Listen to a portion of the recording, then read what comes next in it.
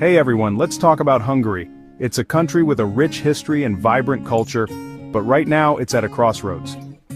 Hungary is wrestling with big questions about who they are, what they believe in, and where they fit in with Europe. Some people are really proud to be Hungarian and want the country to be independent and make its own decisions. They like traditional ways of doing things and are wary of outside influences.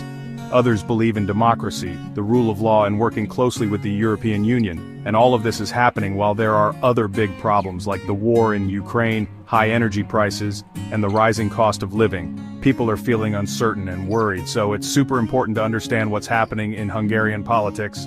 We're going to look at the main parts of the government, the political parties, and the big issues that are shaping Hungary's future. We'll talk about the tension between wanting to be independent and being part of Europe, between traditional beliefs and democratic ideas, and between having a secure economy and making sure everyone is treated fairly. By looking at all of this, we can understand the difficulties and the possibilities that Hungary faces right now. Okay, so how does the government in Hungary work? It's a parliamentary democracy, which means people vote for representatives who go to the parliament. The parliament makes the laws. The government, led by the prime minister, has to answer to the parliament. The president is like the symbolic leader of the country, but doesn't have a lot of real power. The Hungarian parliament has only one group of representatives, called the National Assembly. There are 199 members, and they're elected every 4 years.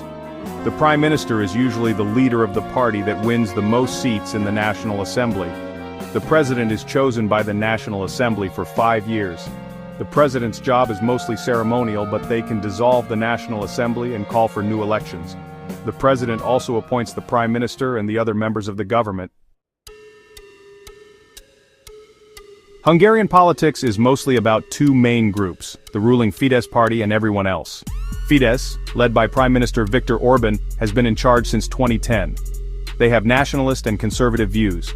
The European Union has criticized them for their policies about immigration, the courts, and freedom of the press. Fidesz says they believe in illiberal democracy, which means a strong central government, limits on some freedoms, and close ties between the government and some news outlets.